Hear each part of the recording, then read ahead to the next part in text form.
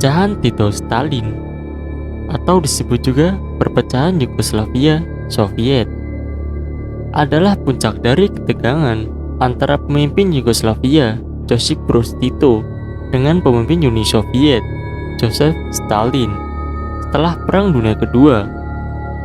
Meskipun kedua belah pihak menganggap bahwa kejadian ini merupakan perselisihan ideologi, konflik ini sebenarnya merupakan hasil dari perjuangan geopolitik di Balkan yang juga menerapkan Albania, Bulgaria, serta pemberontakan komunis di Yunani yang didukung oleh Yugoslavianya Tito, tetapi ditentang secara rahasia oleh Uni Soviet. Tahun-tahun setelah Perang Dunia Kedua, digunakan Yugoslavia untuk mengejar keobjektifan kebijakan ekonomi dalam negeri dan luar negeri yang tidak sejalan dengan kepentingan Uni Soviet dan sekutu-sekutu blok timurnya. Utamanya, Yugoslavia ini mengakui bahwa Albania, negara tetangganya, masuk ke dalam Federasi Yugoslavia.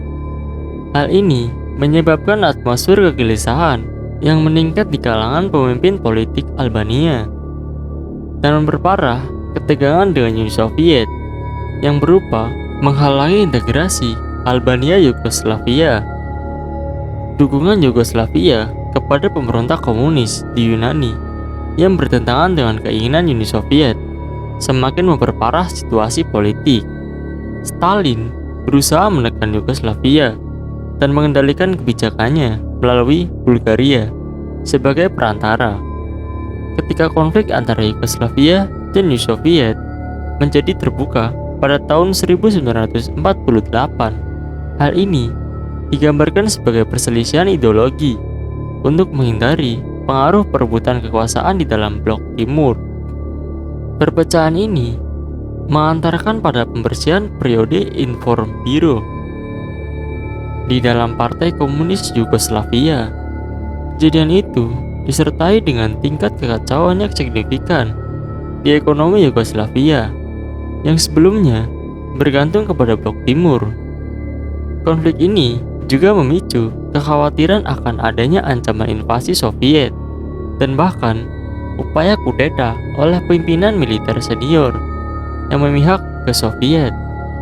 Kekhawatiran ini dipicu oleh ribuan insiden dan penyerangan perbatasan yang direncanakan oleh Soviet dan sekutu-sekutunya. Tak lagi mendapat bantuan dari Uni Soviet dan negara-negara blok timur, Yugoslavia kemudian beralih ke Amerika Serikat untuk bantuan ekonomi dan militer. Dan selama Perang Dunia Kedua, keinginan pimpinan Soviet Joseph Stalin untuk memperluas lingkup pengaruh Soviet di luar perbatasan aliansi Uni Soviet dan konfrontasi antara partai komunis yang dipimpin Josip Broz Tito dengan pemerintahan dalam pengasingan Yugoslavia yang dikepalai Raja Peter dari Yugoslavia memperburuk hubungan antara Tito dan Stalin. Kekuatan poros menginvasi kerajaan Yugoslavia pada 6 April 1941. Negara itu menyerah dan 11 hari kemudian dan pemerintahannya melarikan diri ke luar negeri, yaitu pada akhirnya dipindahkan ke London. Jerman Nazi, fasilitas Italia, Bulgaria, dan Hongaria menganeksasi bagian-bagian negara. Wilayah negara yang tersisa dipecah, kebanyakannya diperintah oleh negara merdeka, Kroasia, dan negara boneka yang dijaga oleh Jerman dan Italia. Sementara itu, ibu kota Beograd tetap berada di bawah wilayah Serbia yang diduduki Jerman dan aliansi Uni Soviet yang masih menghormati Pakta Molotov memutuskan hubungan dengan pemerintahan Yugoslavia dan berusaha melalui aset intelijennya mendirikan organisasi komunis independen atau KPJ. Dan aliansi Uni Soviet secara diam-diam juga menyetujui rekrutasi Partai Pekerja Bulgaria dan pada khususnya struktur organisasi baru partai dan wilayah operasinya diatur untuk memperhitungkan aneksasi wilayah Yugoslavia oleh Bulgaria aliansi Uni Soviet hanya membalikkan dukungan aksi tersebut pada September 1941, dan jauh setelah dimulainya invasi aliansi Uni Soviet atas blok poros setelah protes berulang dari KPJ. Dan pada bulan Juni 1941, Tito memberitahu Komintern dan Stalin mengenai rencananya untuk kebangkitan melawan pendudukan poros. Namun, Stalin melihat penggunaan simbol-simbol komunis oleh partisan Yugoslavia sebagai masalah. Ini karena Stalin melihat aliansinya dengan Britania Raya, Amerika Serikat, dan sebagian sesuatu yang bertentangan dengan penghancuran atau kebebasan demokratis oleh blok poros. Dengan demikian, Stalin merasa kekuatan komunis di Eropa yang diduduki poros sebenarnya berkewajiban untuk berjuang mengembalikan kebebasan demokratis, walau untuk sementara.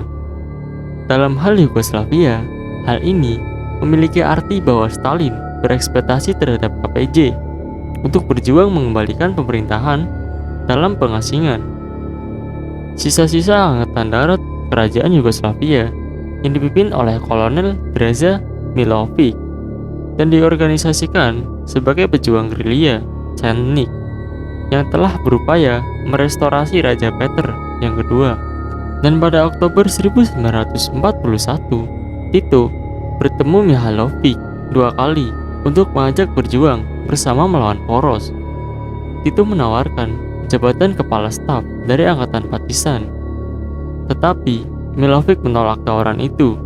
Pada akhir bulan, Milovic menyimpulkan bahwa para komunis adalah musuh sebenarnya. Pada awalnya, cediknya Mihailovic melawan kekuatan partisan dan poros secara bersamaan, tetapi dalam beberapa bulan mereka mulai bekerja sama dengan poros untuk melawan partisan.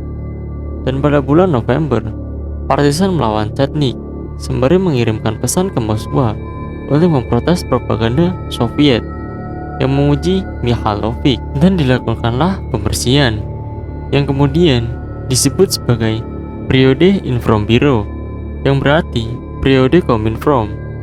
Orang-orang yang benar-benar maupun yang dianggap sebagai pendukung Stalin disebut dengan Kominfornis atau Ibevik, sebagai sebutan mengejek yang diambil dari dua kata pertama namun resmi di Kominform: informasi partai buruh dan komunis.